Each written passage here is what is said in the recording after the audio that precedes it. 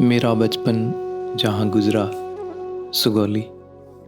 यूँ तो सुगौली का उल्लेख बहुत पुरातन रहा है, परंतु इतिहास में सर्वप्रथम सुगौली नेपाल के तत्कालीन महाराज पृथ्वीनारायण शाह और वर्तानिया साम्राज्य के मध्य हुए संधि के कारण अंकित हुआ।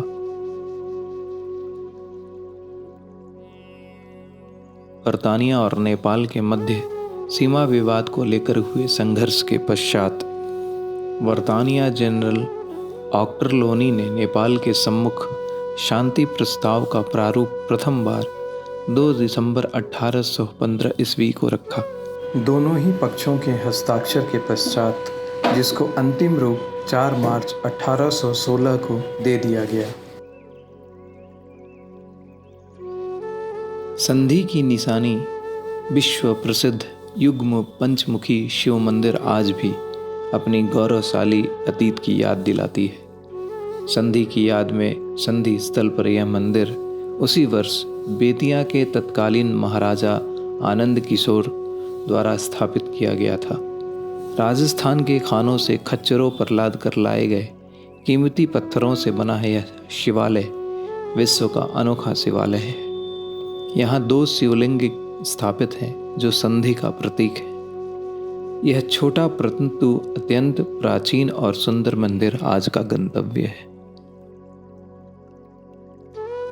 मेरे घर से मंदिर की दूरी करीब 2 किलोमीटर है और वहां तक पहुंचने का मार्ग अत्यंत मनोरम प्राकृतिक देहाती क्षेत्रों से होकर गुजरता है।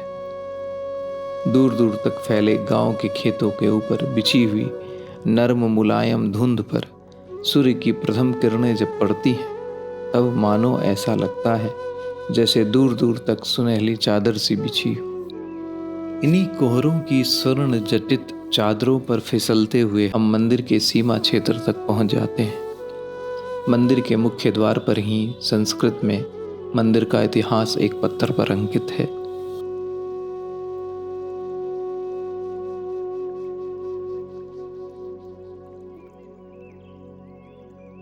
प्रांगण पीली मिट्टी की सौंधी सुगंध से भरा है और परती पर कुछ वृक्ष समूहों के मध्य यह मंदिर मन को मोह लेने वाला है।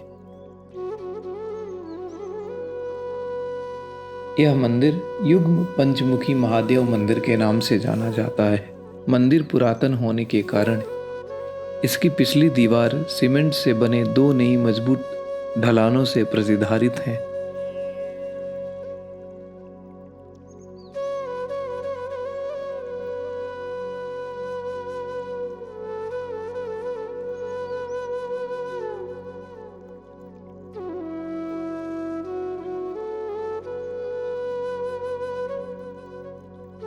प्रत्येक शिव मंदिर की तरह मुख्य द्वार पर नंदी की प्रतिमा है। इसका नाम युग्म पंचमुखी क्यों है, यह यहाँ स्थापित पवित्र शिवलिंगों के दृष्टिगत होते ही हो जाता है। यहाँ शिव जी के आधार रूपी 4 मुखों के ऊपर 5वां मुख लेटी हुई आकाश की ओर देखती हुई प्रतीत होती है। ऐसा यह भारतवर्ष का एकमात्र मंदिर है। ओम नमो शिवरुद्राय, ओम नमो सितिकंठाय, ओम नमो हरनागाभरणाय प्रणवाय ढम ढम ढमरुकनादानंदाय। मंदिर के करीब 50 फीट ऊंचे गुंबदीय बुर्ज से टंगी 2 कलशों से शिवलिंग पर बूंद बूंद करके जल स्वतः अर्पित होती रहती है। शिवलिंग के चारों कोनों पर अलग अलग देवी देवताओं की प्रतिमाएं स्थापित हैं।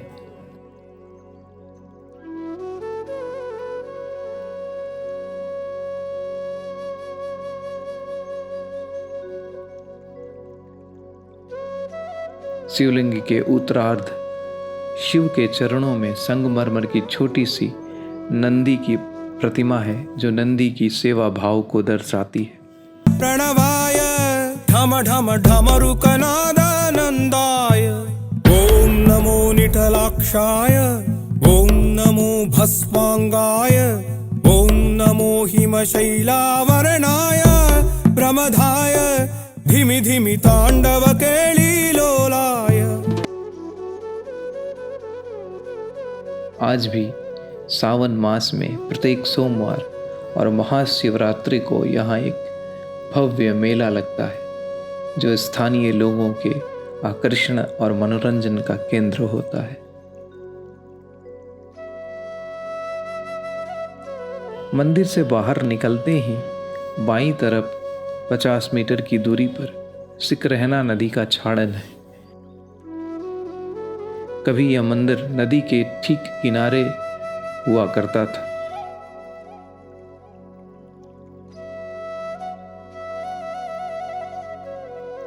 अब नदी अपना मार्ग बदलकर यहां से 1 किलोमीटर की दूरी पर बहती है और यहाँ छाड़न के इर्द गिर्द लोगों के कुछ कच्चे कुछ पक्के भवन बन गए हैं।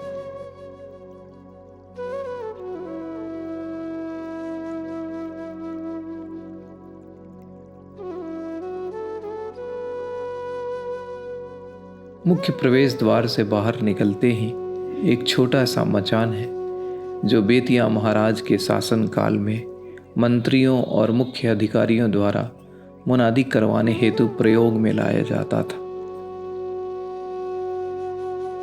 यह एक अब नया निर्माण है, परंतु पुराने मचान को हम लोगों ने अपने बचपन में देखा है जो हूबहू ऐसा ही हुआ करता था।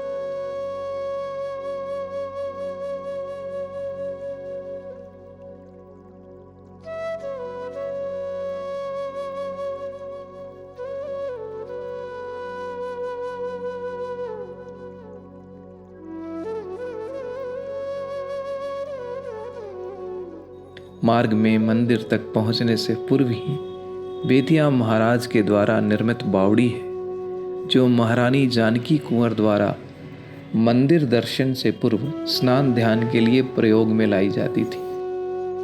कुछ घने वृक्ष समूहों के मध्य छुपा हुआ अब यह अवशेष मात्र ही दिखता है। यह मचान और इस बावड़ी को अपने वास्तविक पुरातन रूप में आज से करीब 43 वर्ष पहले हमने अपने बचपन में जीवंत देखा है।